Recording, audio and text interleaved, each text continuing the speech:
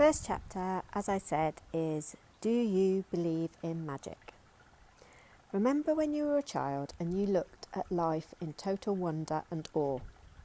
Life was magical and exciting, and the smallest things were utterly thrilling to you.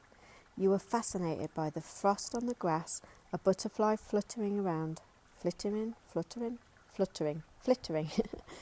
the air, or any strange leaf or rock on the ground.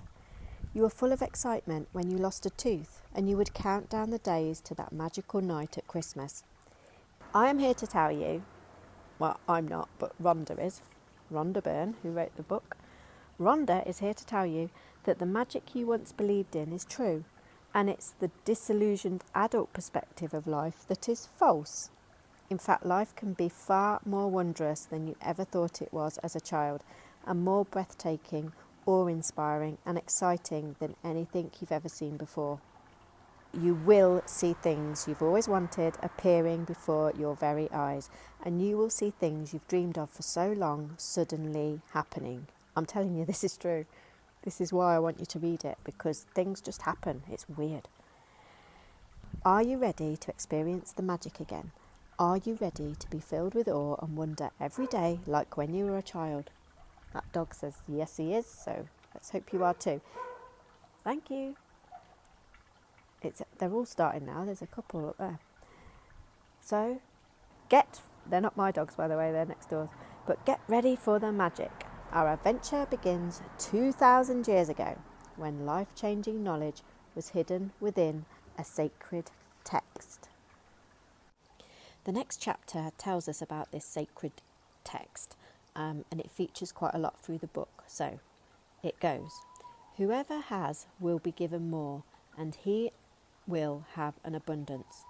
Whoever does not have, even what he has, will be taken from him.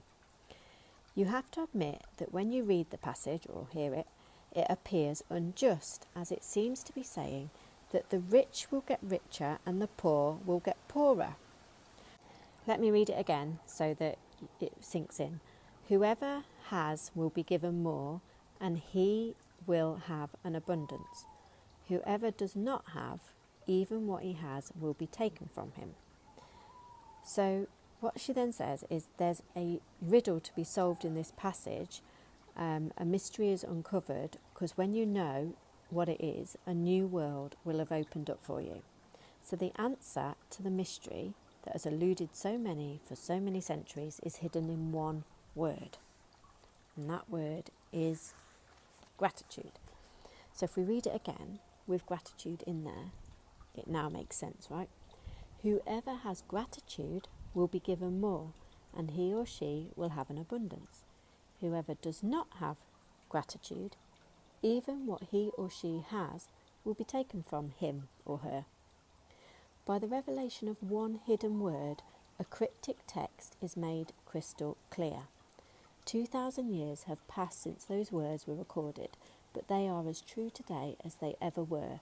If you don't take the time to be grateful, you will never have more, and what you do have, you will lose. We don't want to be losing things that we already have. So I'm going to read the rest of this book, but I'm actually going to go in because I can't read the words because it's gone so dark out here. You can probably hear there's been owls and everything in the background as well, so you've probably heard that and realised that I'm in the dark of night. So I've got to go in and then I'll read the next bit of the book. So I'm in my kitchen now, which is much better, and I can actually see the pages. But it might suddenly have gone really loud or something because there's no background noises in here. So I'm sorry about that if I've suddenly turned up the volume in your ears. But it's much better in here, away from all the owls and wildlife. So the book goes on to say, no matter who you are, no matter where you are, no matter what your current circumstances, the magic of gratitude will change your entire life. I have received letters from thousands of people. Well, I haven't received letters from thousands of people. Rhonda has received letters from thousands of people. I've only got one person who's listened to my podcast so far. So, they haven't sent me a letter. But they have said they're enjoying it. But Rhonda has received thousands of letters from people in their worst imaginable situations who have changed their lives completely by practicing gratitude.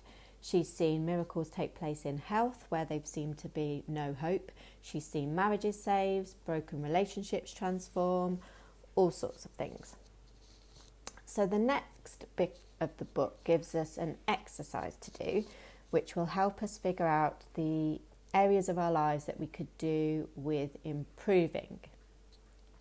Just take a look at all the major areas in your life: money, health, happiness, career, home and relationships. So this is quite interesting because those categories that she mentions, like money, career, health, relationships, it's also known as the wheel of life. Now I knew this because I had a mentor through work quite a while ago, and we were sitting on a sofa in Warwick, in the Warwick office, having a conversation about how was it going at work, how was I outside of work. One probably was better than the other at the time, and he probably sensed that I wasn't quite myself, and he said to me, "Liz, of course you're not going to be happy right now. Your spoke's sticking out." And I was like, "What spoke? What's sticking out?" He was like, "Well, your wheel of life. You can't be happy if one of your spokes is sticking out because your wheel can't turn." And so I'm still probably looking a bit perplexed. And so he went on to explain it by getting out a piece of paper, and he drew basically the same as what is on this picture today. He drew a wheel, wrote out the 8 categories of life, and he got me to rate each area out of 10, join all the dots together. Like I said, it looked like a spider diagram, and it was clear as day as to where the wheel was buckled. And, you know, if I was to roll it, it literally wouldn't get very far and it would probably fall over. So he had a point. The wheel of life, the wheel is an analogy of life, isn't it? If we don't look at making sure that all our areas of our lives are exciting and fulfilled, we just won't get very far. The wheel won't roll and probably will fall over and our life falls over. That sounds very dramatic, but you know what I mean. So let's spend a couple of minutes looking at our own wheels of life. So Rhonda says, sit down with a computer or pen and paper and make a list of what you really want in every area of your life. Think through every detail of what you want it to be, do, or have in your life, in your relationships, career, finance, health, and every area that is important to you. You can be as specific and detailed as you like, but remember your job is simply to list what you want, not how you're going to get what you want. The how will be done for you. When gratitude works, it's magic. So when I did this, I wrote at least 20 things about each area, and then I took it one step further and plotted it on this wheel of life. I also created another wheel purely for work to give me more insight into just work.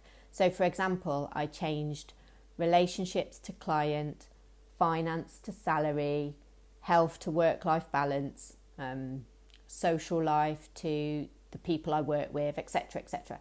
So if you want to do the same, I honestly think it's worth it.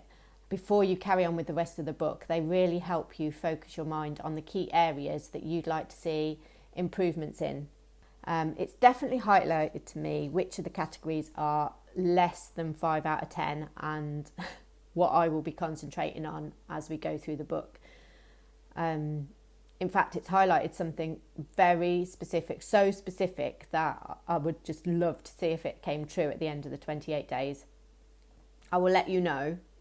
It hasn't come true yet, and I'm on day 5, as I mentioned before, so why is it not coming true? But I guess I need to be patient and just trust the process. But honestly, I will be so amazed if it comes true. I have worked it out statistically that the chance of it coming true is less than 1%. It's a big dream.